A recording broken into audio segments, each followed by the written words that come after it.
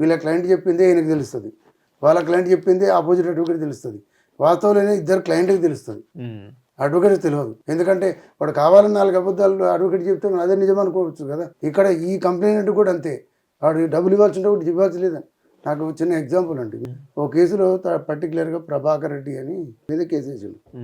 వేస్తే ఆ కేసు ఏమైందని చెప్పి అనవసరంగా వేసారు, సార్ ఇట్లా చేశారు, నా మీద మొత్తం డబ్బులు కట్టేశాను అన్నాడు.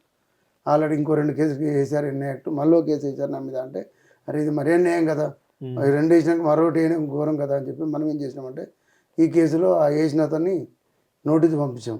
నీకు అసలు చెక్ వేయను, మరో థర్డ్ పార్టీ అసలు ఇంకోటి చెక్ ఇస్తే ఇంకొక ఆయన వేసిన కేసు, ఆయన ఆల్రెడీ 2 కేసులు వేసాను, ఇంకో ఆయన వాళ్ళ బాబు బొమ్మర్ది పేరుతో ఇంకో కేసు వేయించాను.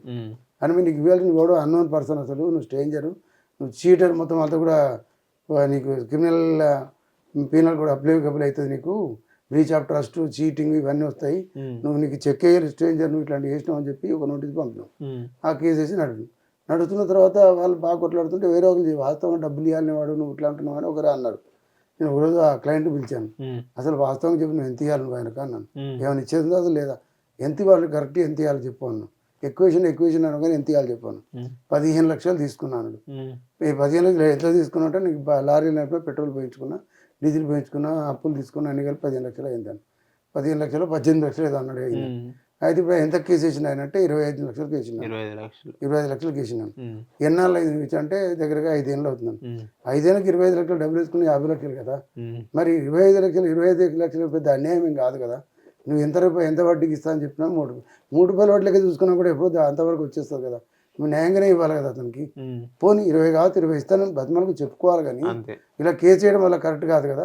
ఒకసారి వెళ్ళి ఆయనతో మాట్లాడు అని చెప్పి నేను ఇట్లా నువ్వు పోయి మాట్లాడతావా, లేకుంటే నేను నా కేసు అక్కడ నువ్వు అప్పించితే ఎవరు చూసుకోపని చెయ్యని ఇట్లాగే నువ్వు తప్పుగా చెప్పి నాకు ఇచ్చేసినావు, కానీ కరెక్ట్గా న్యాయంగా వాళ్ళకి ఇవ్వాలి కానీ నువ్వు ఇచ్చేయను రైట్ అని చెప్పి లాస్ట్కి అతను ఒప్పుకొని ఒకరోజు ఇంటికి పోయి మాట్లాడి కాంప్రమైజ్ అమౌంట్ పే చేయడం జరిగింది. అతను 24 లక్షలకి ఏదో ఒప్పుకుంటే పోనీ వీడికి లేదా అంటే ఆ పర్సన్ ఎవరో అంటే నాకు ఎట్లా తెలిసిందంటే ఈ ప్రభాకర్ రెడ్డి అనే పెట్రోల్ బంక్ యజమాని వేరే ఎంతో అన్నాడు. ఆయన వచ్చి నాతో అన్నాడు, నాగా డబ్బులు ఇవ్వాలా, వాడికి చక్కెరపురంలో ఇల్లు ఉంటుంది, అంకిరెడ్డిపల్లి 5 ఎకరాల భూమి ఉంటుంది, వాడి భార్య మీద గోల్డ్ ఉంటుంది, నేనేమో రోడ్డు మీద ఉంటాను, నాకేమో ఎగ్గొట్టాలని చూస్తుండు, ఈయన ఆయనకు సపోర్ట్ చేస్తున్నది అన్నాడు. ఆయన వచ్చి నాతో ఇట్లా తెలిసిన దారా అంటే అప్పుడు నేను అడిగితే వాస్తవం చెప్పి నిజమే కదా, నీకు అన్ని ఇల్లు బాగుండాలి, పొలం బాగుండాలి, వాడు మాత్రం మునగాలి, నువ్వేం చేస్తావు ఇచ్చేపు అంటే అప్పుడు కొన్నాళ్ళు తిరిగి లాస్ట్ కాంప్రమైజ్ అయిపోయింది. అమౌంట్ సెటిల్ చేసి క్లోజ్ అయిపోయింది. ఆల్మోస్ట్ ఒక 6 లక్షలు ఎక్కువ ఇచ్చినట్టు, కానీ 5 సంవత్సరాలు పైన టైం అయింది కదా సార్. అది ఎక్కడన్నా భూమి కొని పెట్టుకుని ఆయన ₹1 కోటి వెళ్ళిపోతుంది.